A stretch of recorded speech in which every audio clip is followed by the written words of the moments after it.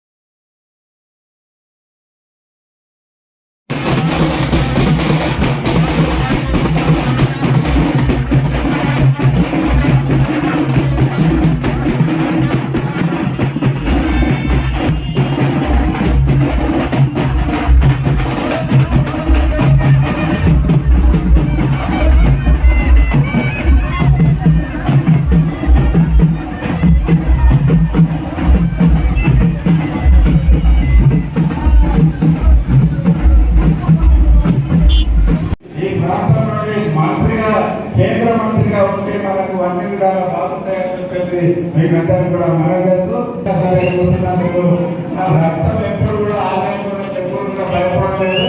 కాబట్టి ఖచ్చితంగా మీరందరూ కూడా కాంగ్రెస్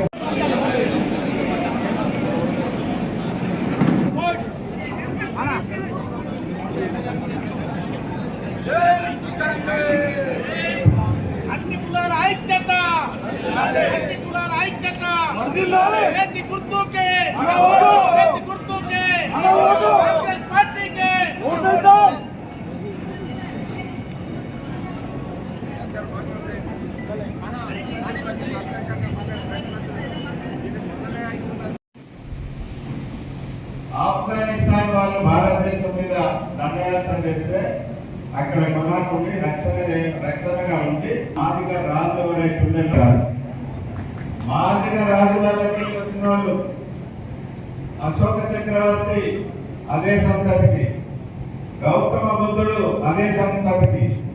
కాబట్టి మనం రాజుల మేము తక్కువ ఊహించుకోవాల్సిన అవసరం లేదు.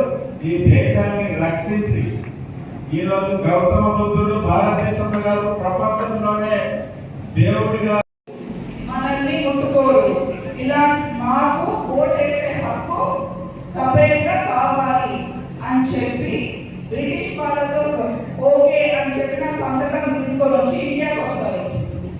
మరి ఈ మాట వినగానే మహాత్మా గాంధీ గారు ఒప్పుకోరు. ఒప్పుకొని జైల్లో ఉన్నప్పుడే, మరి మనందరం తెలుసు ఎర్రవాడ జైల్లో ఉన్నారు అప్పుడు, మరి జైల్లో ఉన్నప్పుడే దీనికి నేను ఒప్పుకోను, వాళ్ళు మనము ఒకటే, ఇలా అంటున్నాను కానీ కాంగ్రెస్ పార్టీ ఒప్పుకోదు అని అంబేద్కర్ గారిని పిలిచి మాట్లాడటానికి. మరి అంబేద్కర్ గారికి ఆలోచిష్టం లేదు, వీళ్ళతో కలిసినా కూడా మనకు సమాన హక్కు ఇవ్వరు అని. కానీ గాంధీని ఇష్టపడే వాళ్ళు చాలా మంది ఉన్నారు. కాబట్టి మీరు జైలుకి వెళ్ళండి, ఒకసారి మహాత్మా గాంధీ గారితో మాట్లాడండి అని అంబేద్కర్ గారు. మరి వచ్చిన తర్వాత గాంధీ ఏం కన్విన్స్ చేస్తారు, అంబేద్కర్ గారు ఏమడుగుతారు, మాకు 70 సీట్లు కావాలి, నేను ఓటేసే సీట్లు 70 సీట్లు కావాలి మహాత్మాకి. మరి మహాత్మా గాంధీ ఆ రోజు 70 సీట్లు వాటికి అన్నింటి కూడా పట్టాలకు ఉండే విధంగా వాళ్ళకు పట్టాలు ఇవ్వాలని చెప్పిన అట్లా ఇస్తేనే కాంగ్రెస్ పార్టీలోకి వస్తా, లేకపోతే రానని చెప్పిన. ఆయన పత్రికా ప్రకటన అందరికీ చెప్పాడు. చంద్రశేఖర్ మంచి కోరిక కోరాడు. ఈ ప్రాంతంలో ఎవరికైతే గవర్నమెంట్ భూములు ఇచ్చిందో వాటిని అన్నింటినీ కూడా ప్రభుత్వం రాగానే అన్నిటి కూడా పట్టాభూతం చేస్తానని చెప్పేసిన పరిస్థితి ఉన్నది కాబట్టి నేను ఖచ్చితంగా రేవంత్ రెడ్డి గారు మనం అయిపోలేదు, ఇంకా 4 నెలలు అయింది, ఇంకా 4 సంవత్సరాలు ఉన్నాయి.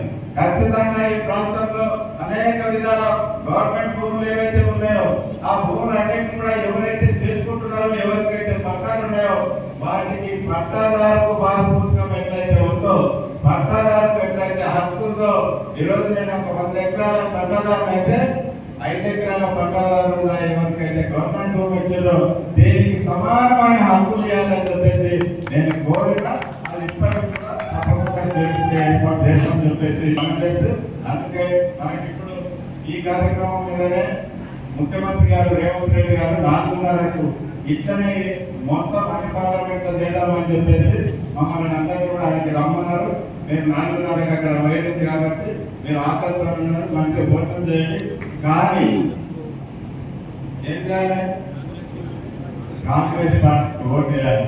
మీకు అక్కడ పంపించిన కాంప్లైంట్స్ అన్ని కూడా ప్రతి ఊరు నాయకులందరూ కూడా ఈరోజు వచ్చింది కాబట్టి హలో అయితే ప్రతి ఇంటికి కూడా మరి ఏం చేశారో కూడా తెలియదు. వాళ్ళంతా చిన్నపిల్లలే దళిత వ్యక్తులుంటే మరి ఒక్కనాడు కూడా ఈ దేశ ప్రజలను మాట్లాడే ఏమంటే ఇష్టమనిగా ఒక్కనాడు దీన్ని ప్రశ్నించావా? ఎంత సిగ్గు లేకుండా ఈ బాధ్యతని సత్తగట్టి బీజేపీ అమల్లో చూస్తుంటే ఊరుకునేటువంటి పరిస్థితి ఉన్నావా? అది మేము అడుగుతున్నాం. ఆ విషయం చెప్పడం కోసం ఇక్కడికి వచ్చాం. ప్రతి బాధ్యత ఆలోచించాల్సిన అవసరం ఉంది. ఎందుకంటే ఈ దేశంలో మాదిగలు తప్పినా, చదవసు తప్పినా, దళితులు తప్పినా, గిరిజనులు తప్పినా మాట్లాడే దిక్కు లేదు. ఒక కాంగ్రెస్ పార్టీ రాహుల్ గాంధీ గారు తప్ప ఈ దేశంలో మాట్లాడే పరిస్థితి. మరి అవన్నీ తెలుసు మందకిష్టము. కానీ మందకిష్ట బీజేపీకి ఓటేయాలని అది హక్కు ఉందా? మందకిష్ట సూటిగా ప్రశ్నిస్తున్నా. ఏ మందకిష్ట గారు దీన్ని తాగేపో మణిపూర్లో జరిగింది వాస్తవం కాదా? నాగాలో జరిగింది వాస్తవం కాదా? హర్యానాలో జరిగింది వాస్తవం కాదా? గుజరాత్లో జరిగింది వాస్తవం కాదా? ఉత్తరప్రదేశ్లో 4,200 మంది దళిత విద్యలను చంపేస్తే ఇప్పటి వరకు కూడా ఎఫ్ఐఆర్ కేసులు పెట్టలేదు. అక్కడ ముఖ్యమంత్రి బీజేపీ నాయకుడే. మరి అందరి మీద చర్యలు తీసుకోకుండా బీజేపీ ఒక దిక్కు ఉక్కుపాదం అవుతుంది, దళితుల మీద చివాసు మీద ఉక్కుపాదం మోపి చంపేస్తుంటే ఒక్క నాయకుడు దేశంలో ఖండించలే. దానికి రాహుల్ గాంధీ గారు స్పందించి దానికోసం పార్లమెంట్ లో నిర్ణయిస్తే ఆయన జైలు పంపాలని చూశాడు నరేంద్ర మోడీ. ఇదెక్కంటే ఆయన దీని గురించి మాట్లాడకుండా మందకిష్ట మాది ఎల్లందరినీ బీజేపీ కోటయి ఏమయ్యా బీజేపీ కోటేస్తే ఈ రాష్ట్రంలో ఉన్న దళితులను భార్యలను చంపేస్తారు. దిక్కులేని ప్రశ్నే ఉన్నారు. ఓటేసి చంపేసుకోవాల్సిన అవసరం నాకు ఉందా అని నేను అడుగుతున్నా. ఇయలో బాబాసాహెబ్ అంబేద్కర్ రాసిన రాజ్యాంగాన్ని పూర్తిగా తొలగించాలని చూస్తుంది నరేంద్ర మోడీ ప్రభుత్వం.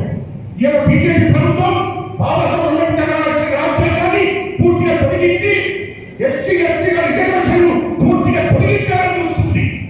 వాళ్ళతోటి మన అడుగుతుంది మందకిష్ట సిగ్గు లేకుండా. అంటే బీజేపీ ఓట్లేసి బాబాసాహెబ్ అంబేద్కర్ గారు కష్టపడి అహర్నిశలు శ్రమించి నిద్ర లేకుండా బాధ్యతలను వదిలేసి ఈ జాతి కోసము, ఈ ప్రజల కోసము భారత రాజ్యాంగాన్ని రాస్తే ఆ రాజ్యాంగాన్ని పూర్తిగా తొలగించాలని చెప్పి ఈ దేశ ప్రధానమంత్రి నరేంద్ర మోడీ గారు చూస్తున్నారు. ఇది అవసరమా? దీని గురించి మాట్లాడే పరిస్థితి ఉండదా? ఏంటి దీని గురించి ఎవరైనా మాట్లాడారా? మాట్లాడలేదు. మరి ఇష్టం కూడా మాట్లాడలేదు. ఆయన ఒక తప్పు కావచ్చు, కానీ జాతి ముఖ్యమా? ఈ మాట జాతి ముఖ్యము. ఈ జాతిని కాపాడుకోవాల్సిన అవసరం మా మీద ఉంది. ఈ రాష్ట్రంలో దళితులను కాపాడుకోవాల్సిన అవసరం మా మీద ఉంది. కాబట్టి ఖచ్చితంగా ఏపీకైనా ఈ రాష్ట్రంలో, ఈ దేశంలో, ఈ దేశానికి ప్రధానమంత్రి రాహుల్ గాంధీ గారు అయితేనే ఈ దేశ శాంతంగా బతకగలుగుతుంది. అదేవిధంగా మా ముఖ్యమంత్రి గారు చెప్పారు వర్గీకరణ గురించి. ఖచ్చితంగా వర్గీకరణ నా జిమ్మగారు.